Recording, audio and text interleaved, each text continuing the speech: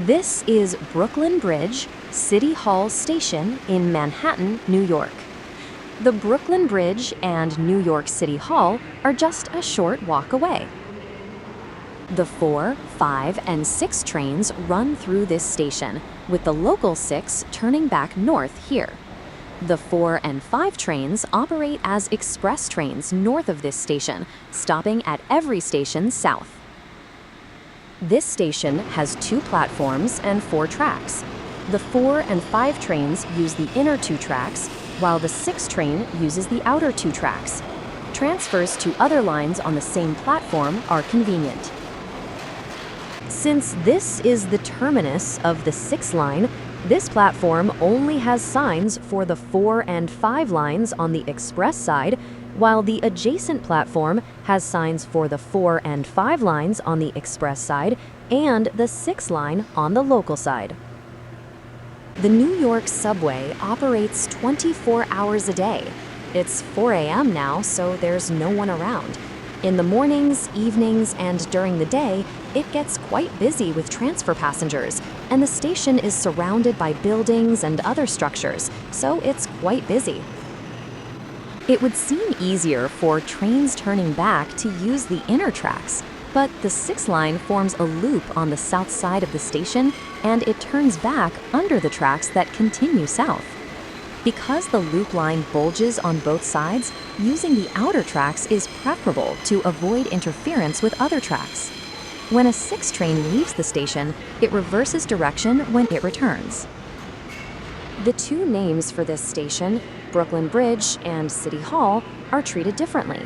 There are 2 types of station signs on the pillars, but the one hanging from the ceiling simply says Brooklyn Bridge. The wall decoration features a large Brooklyn Bridge, with City Hall only a small one on top. The wall decoration also features the initials BB, which stands for Brooklyn Bridge. While there are other BB decorations within the station, there are no CH decorations corresponding to City Hall. The difference in treatment between Brooklyn Bridge and City Hall comes from the fact that this station was originally just Brooklyn Bridge Station. There was a separate City Hall station, and the current name was adopted after it was closed. The closed City Hall station was located in the middle of the loop line of the 6 line, not between the neighboring station to the south. It's surprising that a station existed on a loop line where trains could turn around, but there was also another station on the opposite side, to the north. These stations were closed due to the development of the subway. The Brooklyn Bridge and City Hall stations were also remodeled during this process, and many traces of this can be seen within the station. The original Brooklyn Bridge station opened in 1904, the first section of the New York subway to open. The City Hall station to the south and the Worth Street station to the north were also built around the same time. The distance between City Hall and Brooklyn Bridge stations is just over 600 feet. Worth Street Station, on the other hand, is only about 1,000 feet from Brooklyn Bridge Station.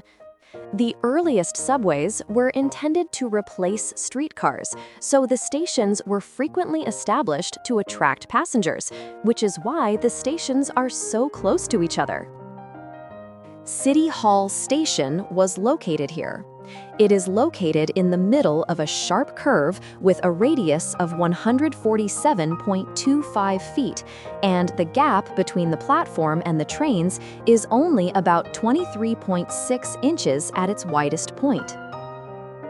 Initially, a loop track was planned to surround the post office to the south, but the plan was revised to place it north of the post office. Initially, the station was planned as a place where all trains would turn around, and the loop track was planned to have 2 levels, one above the other. Subsequent plan changes included the addition of a line extending south, and the station operated as a local-only stop. Therefore, the platform was only long enough to accommodate short local trains. The tunnel features an arch structure, significantly different from the linear layout of other stations that opened at the same time. The track itself was curved, and the arches extend vertically and horizontally, resulting in very few straight lines within the station.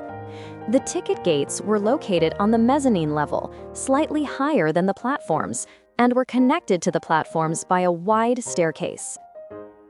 There were two entrances, both located in front of New York City Hall. The entrances featured cast iron and glass structures called kiosks. These were inspired by the subway kiosks in Budapest, Hungary, and were introduced to other stations, but few remain. A postcard from 1913, nearly 10 years after the station's opening, depicts City Hall and the station together. City Hall, built between 1810 and 1812, houses the mayor's office and city council chambers, making it the oldest active city hall in the United States. Brooklyn Bridge Station's structure differed from the current one, with a dedicated local train platform outside the quadruple track. While the platform was shorter back then, efforts were made to alleviate congestion. A local track branched off south of the station, bypassing the loop track. These tracks are now primarily used as a siding. Brooklyn Bridge Station was designed with a forward-looking perspective, but congestion was severe. In 1909, 5 years after its opening, a proposal was made to extend the platform between the express and local tracks. To accommodate 10-car express trains and 6-car local trains, the northbound platform was extended approximately 15 feet north and 135 feet south, while the southbound platform was extended approximately 165 feet south. During this process, some tracks were relocated. Additional entrances and exits were also added. These measures were implemented at other stations, totaling over $200 million. In 1910, 6-car local trains began operating, followed the following year by 10-car express trains. Traffic continued to increase, and the northern part of the line was extended in 1918. The line, which previously had 2 curves through the center of the line, was reorganized into an H shape, with the remaining section separated as the 42nd Street Shuttle. Check out the video in the description for a look at the 42nd Street Shuttle. Improvements to Brooklyn Bridge Station continued. In 1938, a new gap between the northbound platform and the train was proposed. The reason for this was the 26 passenger injuries that had occurred over the previous 2 years. The new gap was designed to be shaped like a comb, with a jerk when a train arrived, filling the gap. This was effective in preventing injuries, and the station improvements were finally completed. Meanwhile, City Hall Station's importance faded. Its location on the Loop Line meant that northbound trains took longer, and walking to the neighboring Brooklyn Bridge Station was not much more convenient. Passengers flocked to the neighboring Brooklyn Bridge Station, which offered express service and was close to the streetcar terminal. By the 1930s, the line had fallen into disuse. Near the end of the war, it stopped operating at night and on Sundays, and trains were routed southward, avoiding the Loop Line. While plans were made to expand local trains to 10 cars, in addition to express trains, extending the City Hall platform, which only accommodates 6 cars, would have been difficult, and the demand for it simply wouldn't justify the cost. The kiosk also obstructed renovations to the park directly above the station, leading to the decision to close the station. The final day of service was December 31, 1945, marking the end of service after more than 40 years since its opening. Further improvements were subsequently made to Brooklyn Bridge Station. The platform between the local and express tracks had sections only about 5 feet wide, and express trains could not open all of their doors. Despite the installation of a gap filler, the platform on the sharp curve on the south side was also undesirable. The local platform also lacked capacity, causing delays. As part of a plan to modernize the entire line, the decision was made to extend the platform north approximately 250 feet and decommission the southern section of the curve, thereby straightening the platform and eliminating the need for gap fillers. At the station mentioned earlier, the sharp curve was located in the middle of the platform, so the gap fillers are still in use. At Brooklyn Bridge Station, the gap fillers were located at the southern end, so the platform was moved north and upgraded. The local train platform, located on the outer side of the local tracks, was also decommissioned at this time. The northern end of the upgraded Brooklyn Bridge Station was just 600 feet from Worth Street Station. Keeping Worth Street Station would have slowed train speeds, and the signaling system at the time was inoperable over such a short distance. Furthermore, there was no track connecting the express and local tracks between Brooklyn Bridge and Worth Street. As a result, even if express trains were to stop at night, they had to pass through Worth Street Station. Due to declining demand and operational inconveniences, the decision was made to close Worth Street Station, which was eventually abolished in September 1962. Some stations on this line were also closed due to platform extensions to accommodate increased passenger traffic, shortening the distance between adjacent stations. For many years, this line was the only line running north-south through the east side of Manhattan, and its quadruple track made it the busiest urban railroad in the United States. With an average daily ridership of 1.3 million, it surpasses the ridership of urban railroads in major cities like Chicago and Boston. In 2007, it surpassed the ridership of the Washington, D.C. subway, and construction of a new parallel subway line has begun. After the renovations were completed, Brooklyn Bridge Station was renamed Brooklyn Bridge Worth Street Station, and later, by the mid-1990s, it was renamed Brooklyn Bridge City Hall Station. Let's take a closer look at Brooklyn Bridge City Hall Station. It appears that part of the former local train platform has been repurposed for a machine room or other purposes. Although a wall has been installed on the trackside, the unique structure with a gap at the bottom hints at the presence of a platform in the past. Some areas of the former platform remain untouched, but the only glimpse of light filtering through from the concourse level is the interior, making it impossible to see what was inside. Let's go north. The pillars on the platform approach the express tracks on the right in the background. This is because the local trains once approached the express tracks around here, narrowing the platform width. The beams above the pillars also cross the platform diagonally, suggesting that tracks once existed in this area. These stairs were added later. The surface of the steps has a diagonal grid pattern, the sides are covered with white tiles, and the bottom appears to be concrete. In contrast, here are the original stairs. They fit between the steel beams supporting the tunnel. At first glance, they look similar, but the surface of the steps is made of stone, except for the edges, indicating that this version was constructed earlier. Viewed from the other side, the lower part is made of brown tiles, and there's even stylish decoration above the door. There's also decoration above the nearby station nameplate, highlighting the attention to detail in the original installation. Brown tiles are also found on the upper concourse level.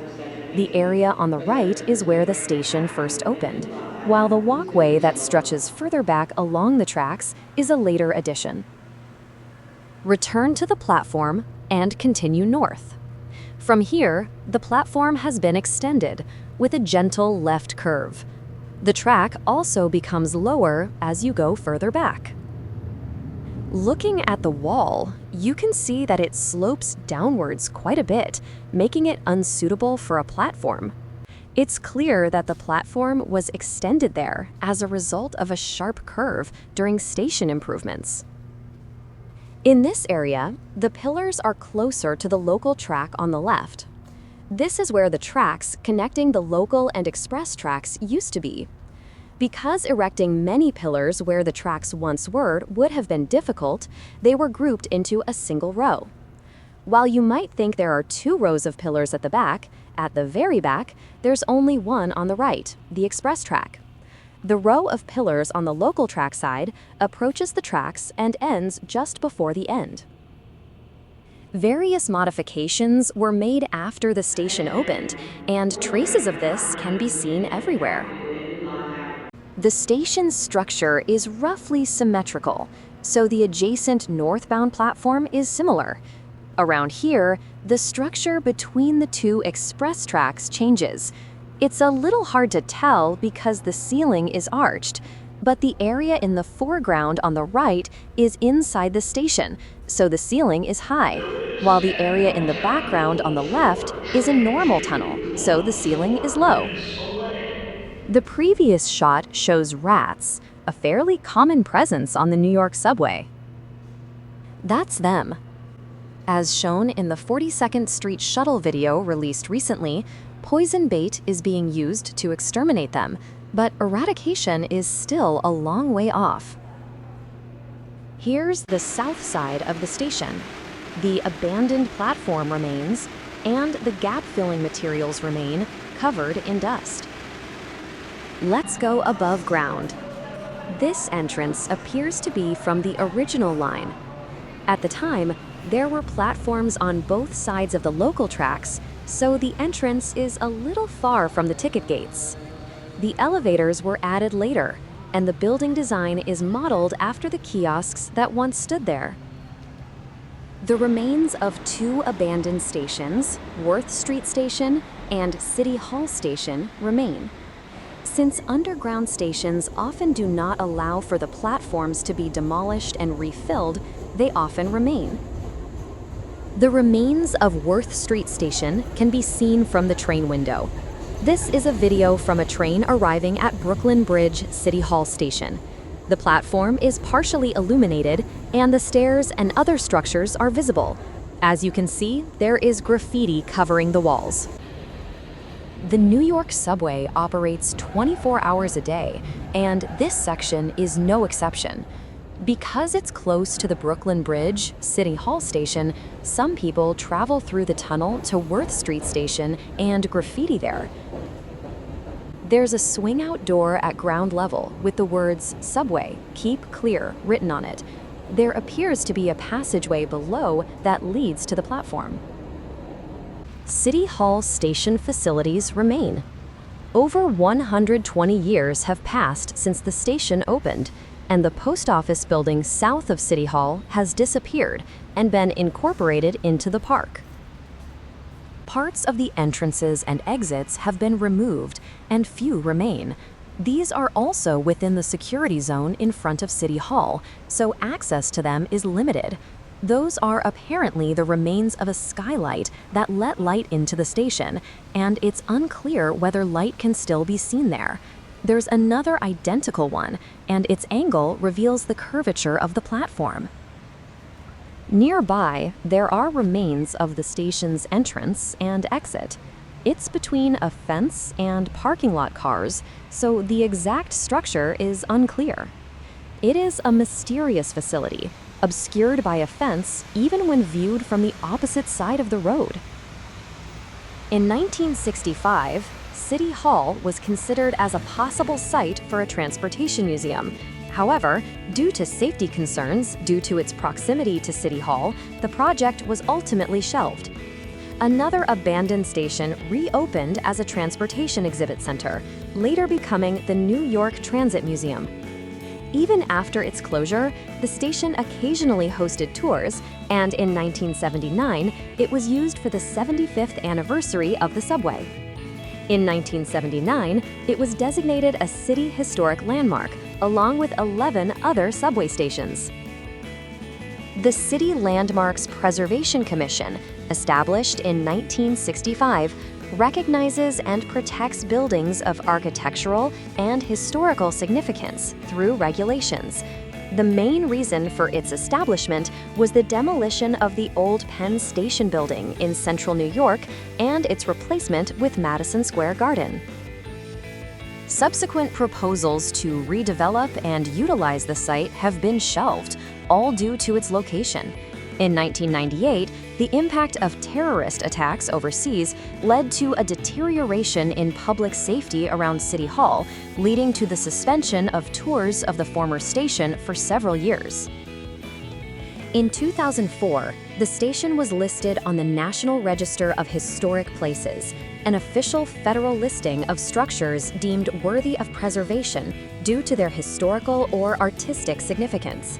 That same year, one of the entrances was restored and the station was open for the subway's 100th anniversary celebrations. A proposal to build a new transportation museum annex was subsequently proposed, but was shelved due to safety concerns. Due to the COVID-19 pandemic, tours of the former station were suspended from 2020 to 2023, leaving City Hall's status uncertain. While City Hall is only accessible through special tours held several times a year, it can be viewed from inside the train. After arriving at Brooklyn Bridge, City Hall, the 6 train goes to a loop track. Because there are usually no station staff on the platform at this station and no checks are made on board upon arrival, trains sometimes enter the loop line with passengers still on board. Because the subway operates 24 hours a day and the cars are air-conditioned, homeless people and vagrants tend to gather. Although New York City's subway trains have doors between cars, moving between cars is prohibited except in emergencies, and there are no canopies between cars to prevent people from falling. Since there are only fences along the sides of the cars, it's important to check the interior of the car when riding during quiet times. The 6 trains run at a very slow speed after leaving Brooklyn Bridge City Hall station. The loop track is compact, with a sharp right curve immediately after leaving the station, followed by a left curve leading to City Hall station. After that, the train enters the curve south of Brooklyn Bridge City Hall before the train has fully cleared, so there's no opportunity to increase speed. Shortly after leaving the station, it approaches City Hall station. The lights are on, and it's surprisingly bright for an abandoned station. The lights are usually on, regardless of whether there's an event or not, revealing a station that showcases its remains, the complete opposite of Worth Street Station. There's no graffiti, and it's in very good condition.